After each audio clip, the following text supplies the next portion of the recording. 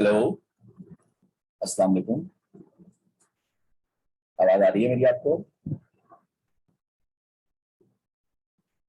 Abdul moist, Faisal, Yahya.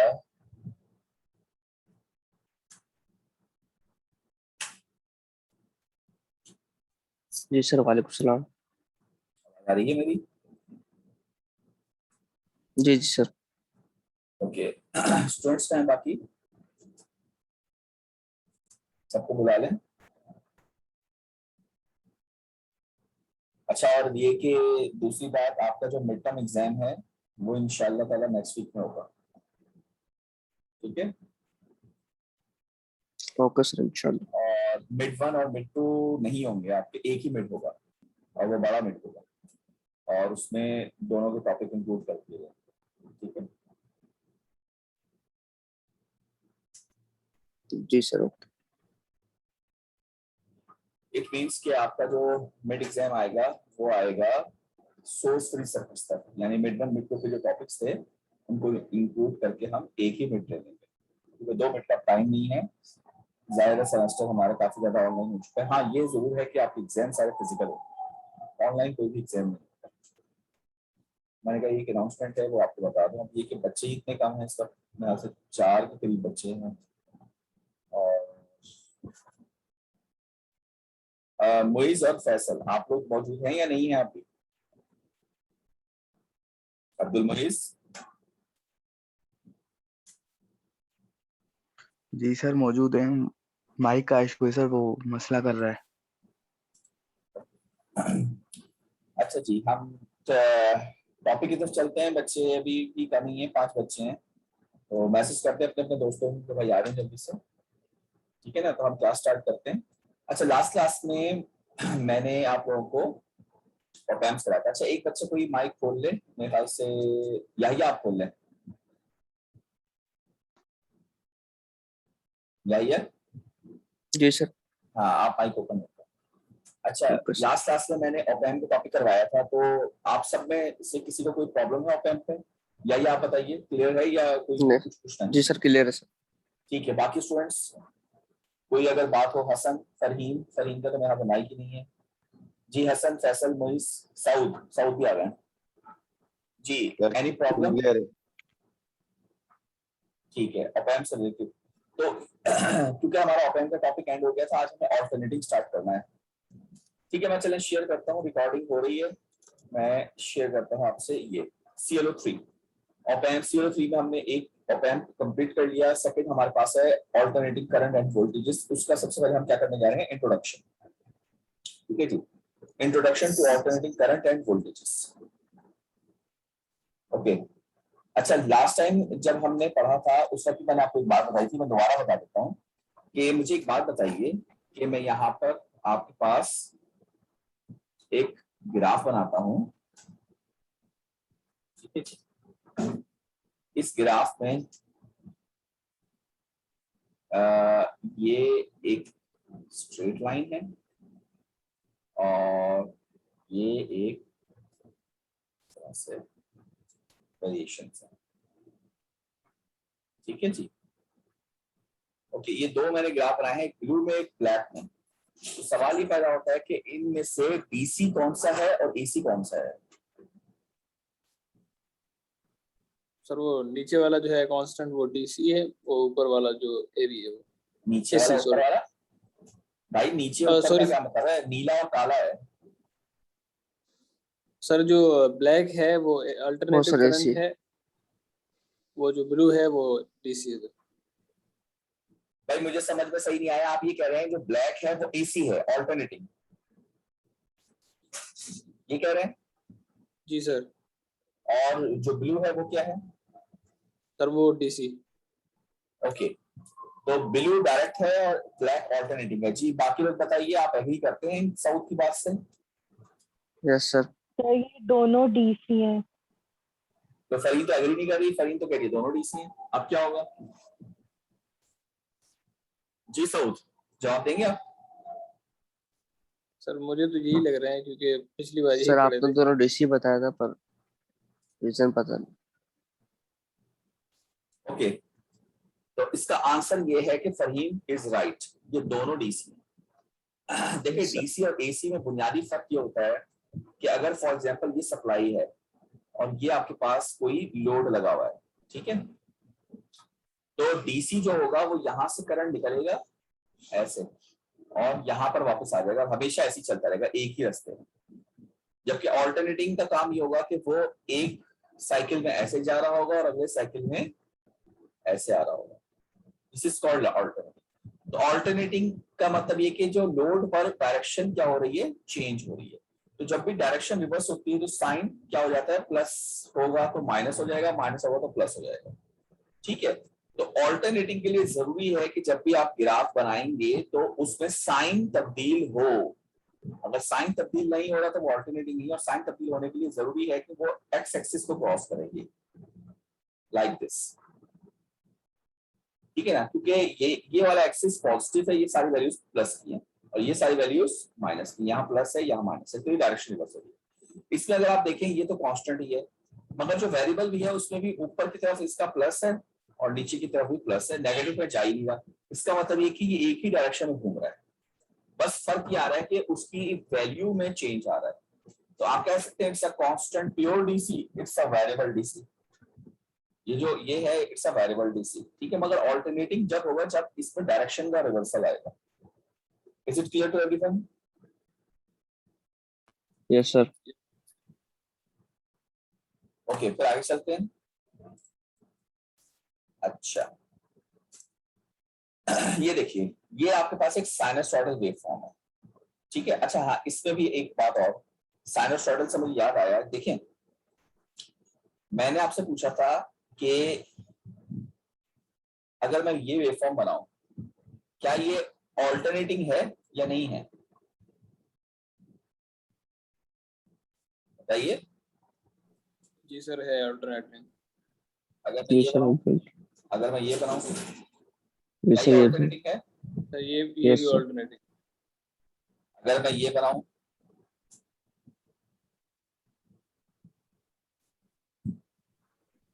यानी ये और स्ट्रेट लाइन नीचे, ये स्ट्रेट लाइन नीचे, क्या ये ऑल्टरनेटिंग है? जी सर ये भी। और ये बनाऊंगा, क्या ये ऑल्टरनेटिंग है? यस सर ये भी है। ठीक है। और अगर मैं ये बना दूं, इधर बना रहा हूं, जी सर ये भी है। कोई भी इसका नहीं, क्या ये ऑल्टरनेटिंग है? तो ये सारी की Yes, सारी sir. क्या है, एसी है। एसी की एक ही पहचान है कि वो डायरेक्शन Plus रिवर्स हो रही है, ठीक है। लेकिन इसमें अगर आप गौर करें तो जो पहली बनाई थी that is called square wave, जो दूसरी बनाई थी that is called triangular wave, जो तीसरी बनाई थी that is called saw tooth wave, like this. Saw tooth हुई ना, हारी के दांत जैसे होते हैं, और एक ही होती that is called sinusoidal wave. तो इलेक्ट्रॉनिक्स में ये चार वेव्स बड़ी मशहूर है, number 1 sinusoidal, number 2 square, number 3 triangular और नंबर 4 सॉ टूथ। इसमें से ये वाली बहुत ज्यादा जनरल यूज की है, बहुत ज्यादा इस्तेमाल होती है, और ये जो तीनों हैं ये काफी स्पेशलाइज है, ठीक है। ये किसी खास मकासद के लिए इस्तेमाल की जाती है। तो इसका मतलब जो आपके पास वॉल आउटलेट में यानी जनरेटर से जो चीज पैदा होकर आ रही है वो भी साइनसॉइडल ही है। तो नॉर्मली हम उसी को एसी भी कह देते हैं, यानी इसी को हम एसी भी कह देंगे, इसी को साइनसॉइडल भी कह देंगे। मतलब याद रखिए that is the type, sinusoidal is the type of AC. यानी कि आप यूं कह सकते हैं कि हर एसी साइनसॉइडल होगी ये जरूरी नहीं है, अगर हर साइनसॉइडल एसी होगी ये जरूरी है। क्या ख्याल है, मैंने सही बात कही? जी सर बिल्कुल। इसका मतलब क्या हुआ कि एसी एक यूनिवर्सल सेट है और साइनसॉइडल उसका एक सबसेट है, स्क्वायर वेव उसका एक सबसेट है, ट्रायंगुलर वेव उसका एक सबसेट है, सॉ टूथ वेव उसका एक सबसेट है, सबसेट। ठीक है ना। Yes sir. यानी सबसेट का हर मेंबर तो यूनिवर्सल सेट में होगा, मगर ये जरूरी नहीं कि यूनिवर्सल सेट का भी हर मेंबर उसके सबसेट में हो। सबसेट। अच्छा, ये साइनसॉइडल वेवफॉर्म है जो वोल्टेज और करंट दोनों को रिप्रेजेंट कर सकती है, और ये इसका सिंबल है, ठीक है। Polarity of a sine wave, देखें याद रखें, जब भी आप वोल्टेज की बात करेंगे आपको लफ्ज पोलैरिटी बोलना पड़ेगा कि प्लस माइनस कहां लगा हुआ है, इसमें डायरेक्शन नहीं बोलेंगे आप, ये पोलैरिटी, ये पोलराइज हो रहा है ना, एक तरफ प्लस और एक तरफ माइनस, तो दो पोल्स बन रहे हैं बेसिकली, तो ये पोलैरिटी कहलाती है।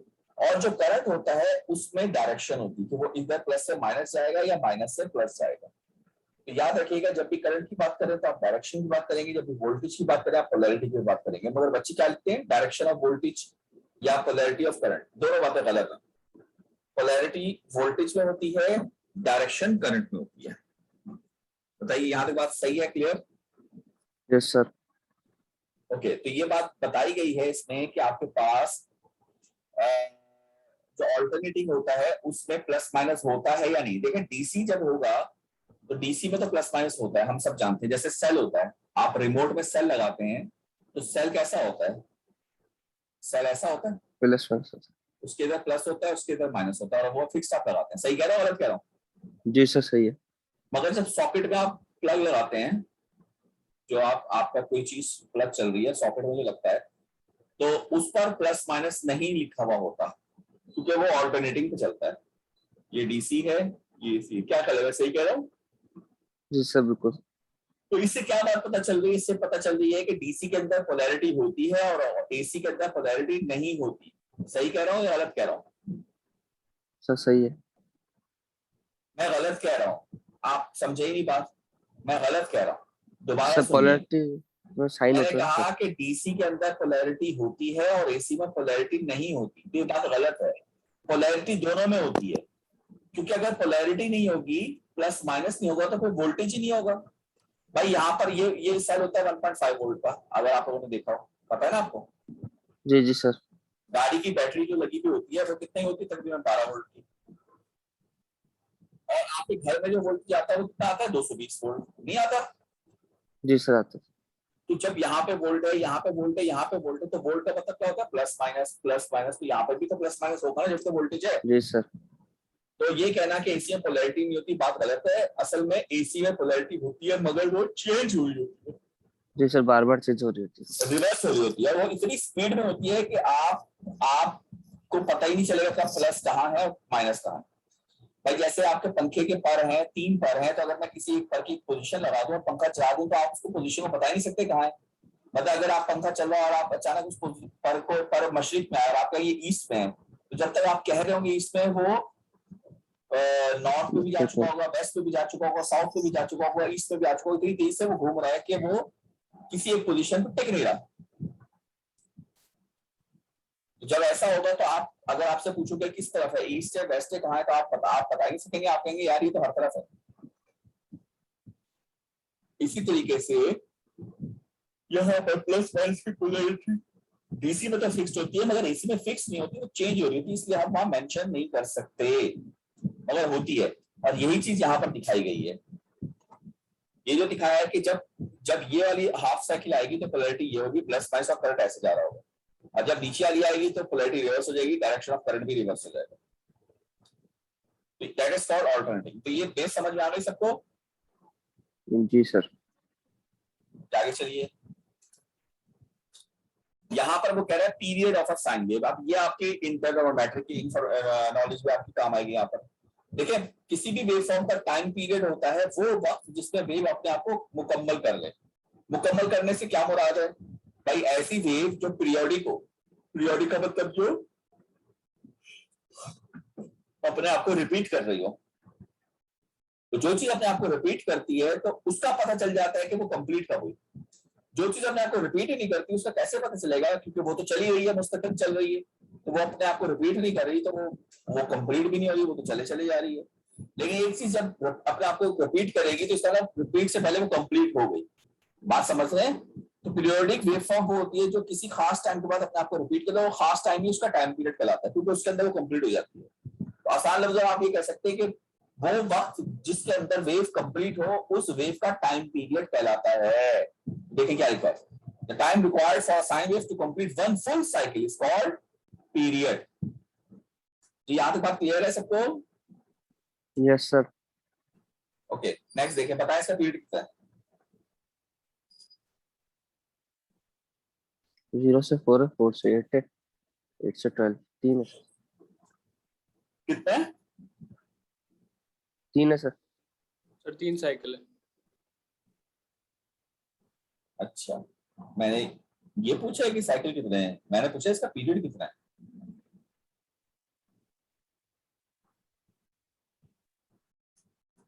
तो भाई पीरियड कितना है ये पूछा है।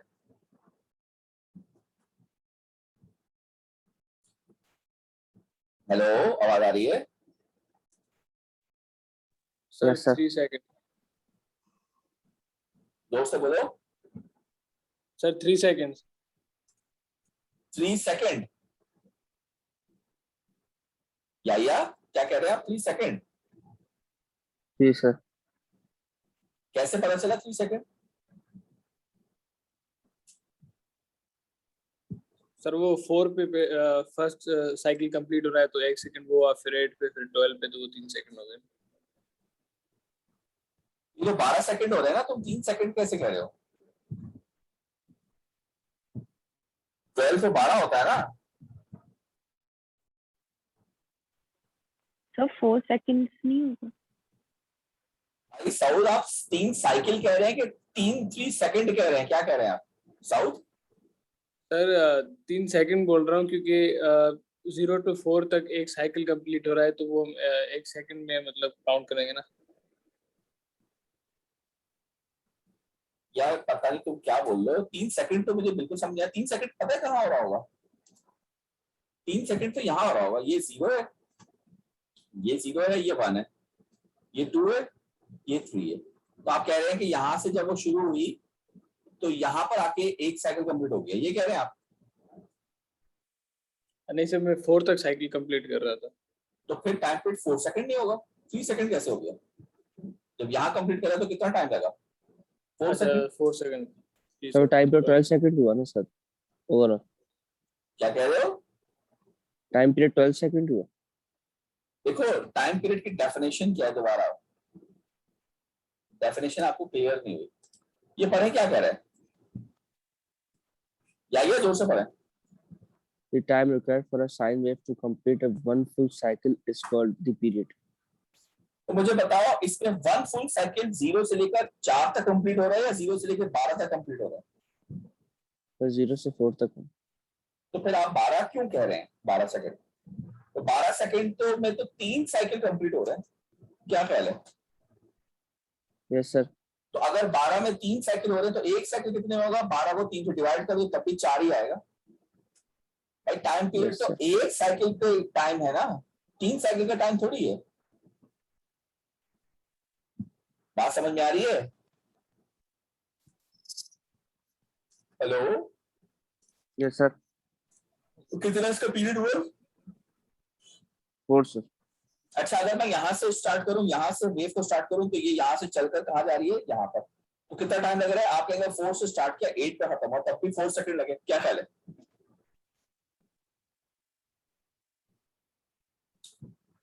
ठीक है ना? जी सर। Okay next. ये हुआ टाइम पीरियड आपका कितना आ गया? 4 सेकंड्स। 4 सर।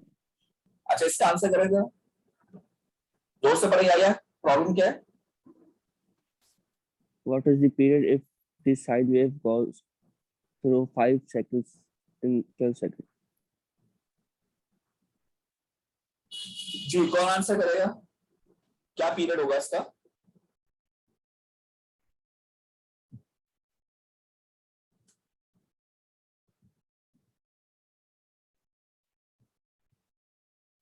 हाँ भाई,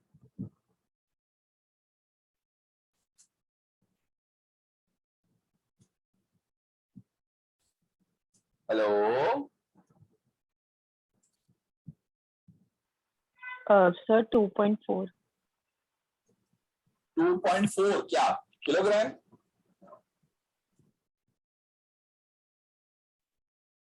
किलोमीटर?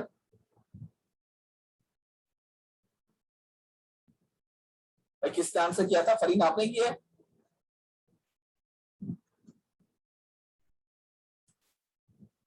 अरे बोल लो भाई, बोल लो, मैं सो जाऊंगा लेट कर, इस तरह से करते रहोगे। फरीन आपने किया था अप्लाई? 2.4। 2.4 2.4 क्या किलोमीटर या किलोग्राम? नहीं सॉरी सर, पीरियड सेकंड्स में होता है। 2.4 सेकंड्स।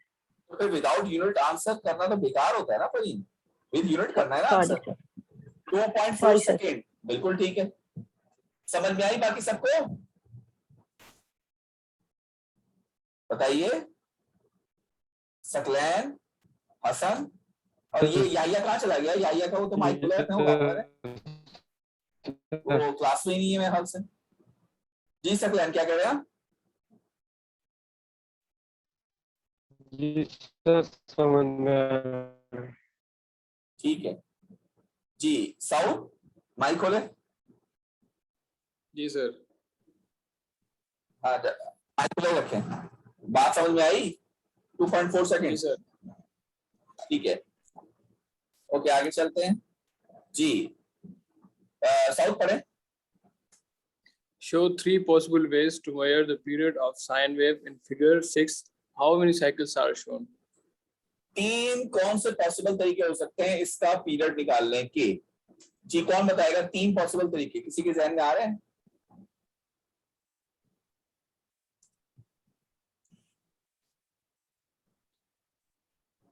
अगर नहीं आ रहे तो कोई बात नहीं, मैं बता दूंगा, लेकिन अगर आ रहे तो आप शेयर कर लें मुझसे, जहन में अगर कुछ आ रहा हो। जी अथर आप हैं क्लास में?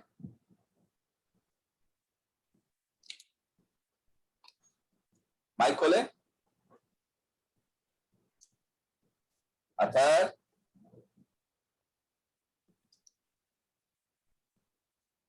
अब्दुल मोइस आप हैं क्लास में? जी सर। अच्छा ठीक है। अब्दुल मोइस ये बताओ कोई तरीके कौन से हो सकते हैं? कोई एक तरीके बता दो पीरियड मालूम सर करने का। Zero, sir peak to peak. Peak to peak, peak to peak क्या?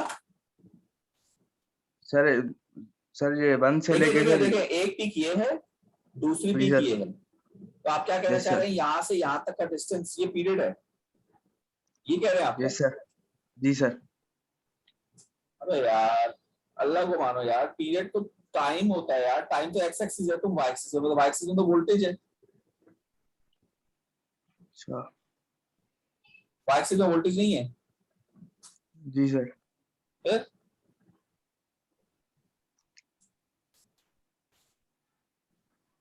जी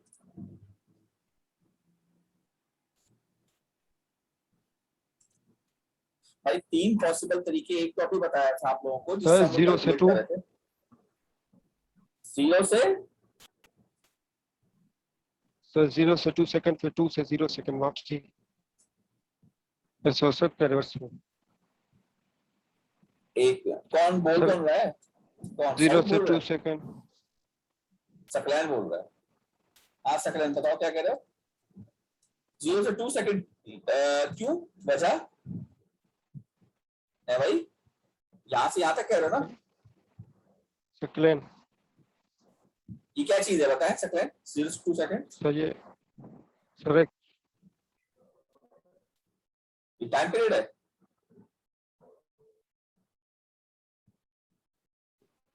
ऐसा सकलैन ये टाइम पीरियड है? जी सर। नहीं गलत यार, टाइम पीरियड बताया था जिसमें एक वेव कंप्लीट हो, इसमें 2 वेव कंप्लीट नहीं हो रही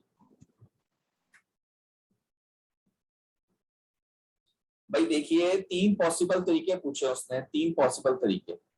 3 पॉसिबल तरीके क्या हो सकते हैं? 3 पॉसिबल वेज ये हो सकते हैं कि आप अगर पहली जीरो क्रॉसिंग से शुरू करें, पहली जीरो क्रॉसिंग जिसमें ऊपर की तरफ जा रहा हो, तो जब ये अगली जीरो क्रॉसिंग आएगी तब तक का अगर आप डिस्टेंस दे वो यहाँ आ रही है कंसेक्यूटिव जीरो क्रॉसिंग, इसको नापने का, इसको अगर हम नाप ले तो क्या चीज मिल जाएगी आपको? टाइम पीरियड मिल जाएगा।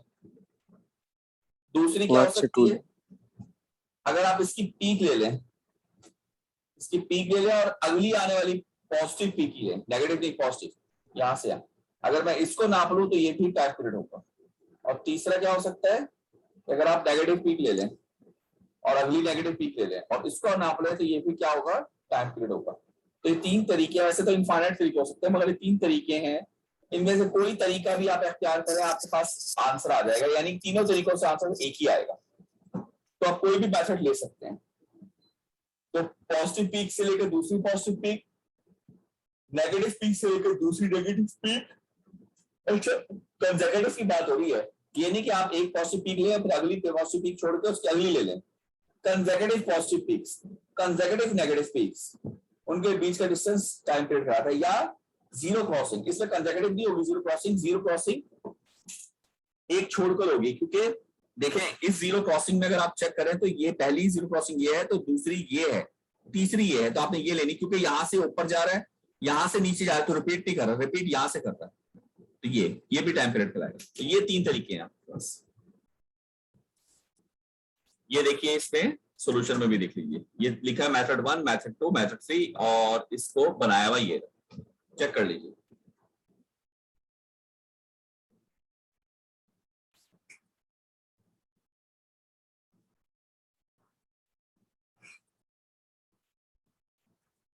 इसको देख लीजिए, इसमें कोई सवाल है तो पूछ ले।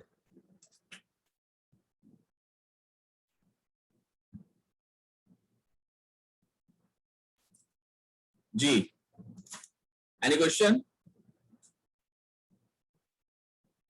No sir. ये सकलें, आप कैमरा बंद कर दें अपना, आपकी आवाज कट रही है इससे।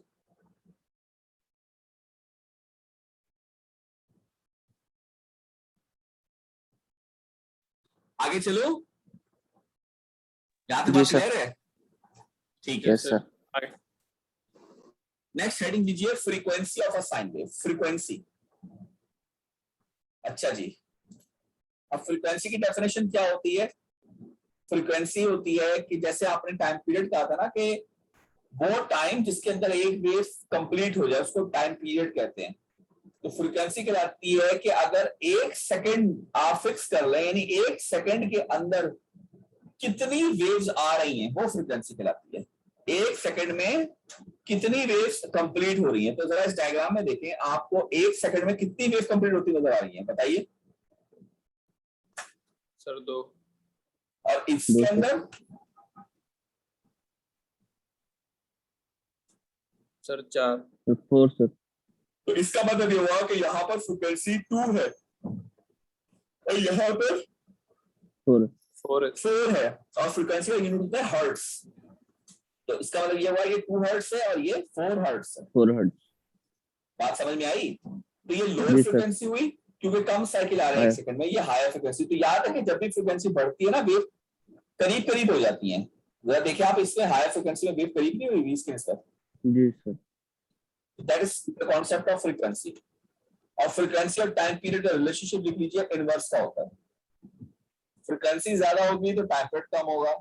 अच्छा इधर ही देख लें आप, इस पे अगर आप टाइम पीरियड देखें तो यहां से लेकर यहां तक का टाइम पीरियड बता रहा है, यहां से यहां तक। तो ये टाइम छोटा है, ये टाइम बड़ा है, तो इसकी फ्रीक्वेंसी ज्यादा है, इसकी कम है, तो ये दोनों ताल्लुक इनवर्स हुए। जरा चेक कर लें, फ्रीक्वेंसी ज्यादा होगी तो टाइम पीरियड कम होगा, एंड वाइस वर्सा। जी सर। ठीक है भाई, नेक्स्ट जी पढ़ें। माइक किसका खुला है? साउद या ठीक है, साउद आप पढ़ें। Which sine wave in figure 9 has a higher frequency? Determine the frequency and the period of both waveforms. जी बताएं, कौन बताएगा?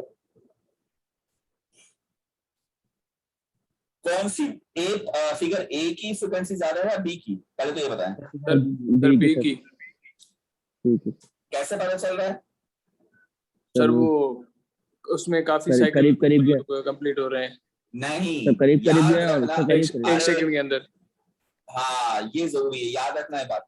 करीब होना शर्त नहीं है। सिर्फ देखिए, मैं यहाँ पे 2 वेवफॉर्म बना रहा हूँ, कलर दूसरा ले लेता हूँ। ये देखिए, एक वेवफॉर्म में ये बना रहा हूँ, ठीक है, और एक वेवफॉर्म में ये बना रहा हूँ।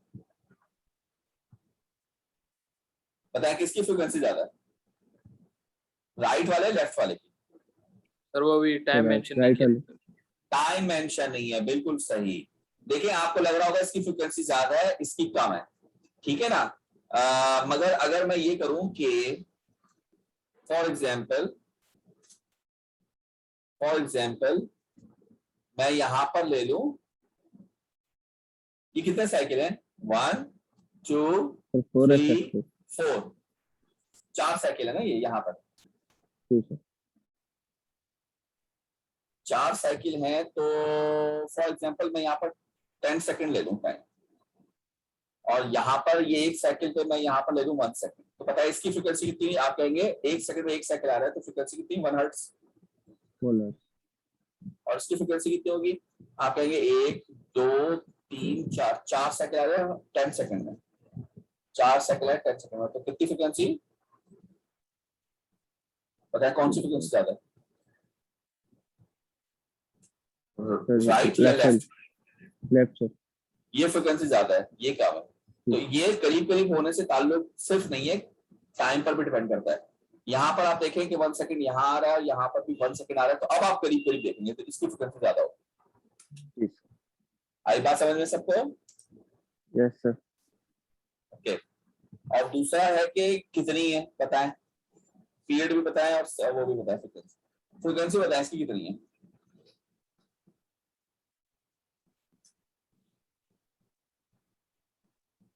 बताइए इसकी फ्रीक्वेंसी कितनी है?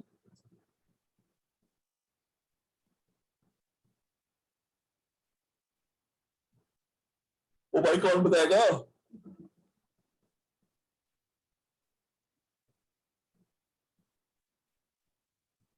हेलो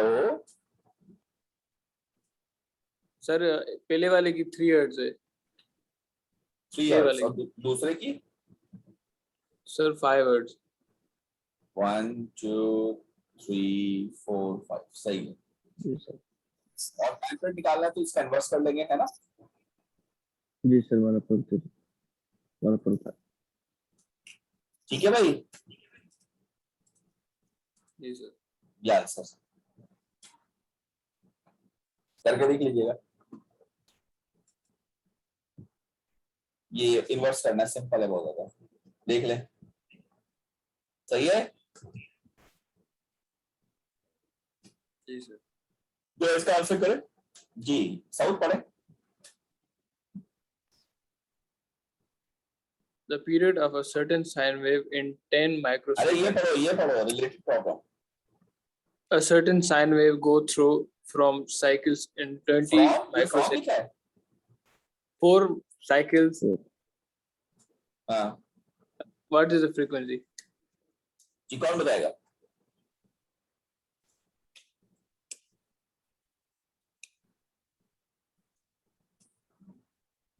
कौन बताएगा?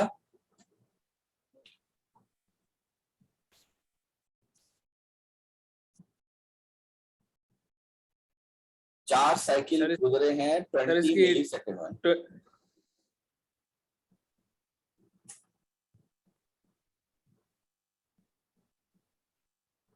1/5 कितना होता है?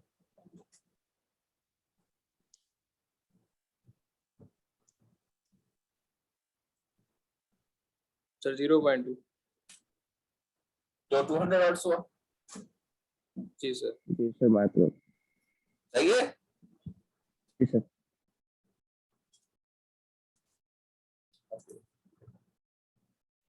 तो यहाँ तक तो आसानी है। इसके बाद ये सिग्नल जनरेटर्स हैं, वो तो मैंने बता दिया आपको, 4 किस्म की वेवफॉर्म्स होती हैं। ठीक है, साइनसॉइडल, स्क्वायर, ट्रायंगुलर और सॉटूथ, जो कि आपकी मशहूर इलेक्ट्रॉनिक वेवफॉर्म्स हैं। ठीक है भाई। अच्छा, उसके बाद कुछ वैल्यूज का जिक्र कर रहे हैं। ठीक है। अच्छा, ये मीटिंग खत्म होने में 1 मिनट है, तो हम जरा 10 मिनट का वक्फा ले लेंगे, फिर उसके बाद शुरू करेंगे। ठीक है? Okay sir. बल्कि टाइम खत्म ही हो रहा है, तो यहीं पे फिर मैं रोकता हूँ ये इंस्टेंटेनियस वैल्यू से। तो 10 मिनट मैं बल्कि व्हाट्सएप मैसेज करता हूँ, भाई आ जाओ, मैं शुरू कर रहा हूँ, फिर आप लोग सब आ जाएगा। ठीक है? 10 मिनट बाद। Okay sir. जी जी। व्हाट्सएप, लेकिन मोबाइल साथ रखना है ताकि व्हाट्सएप मैसेज देख लो। ठीक है? Okay sir. ओके। चलें, आ जाएगा लाजमी। ओके बच्चों।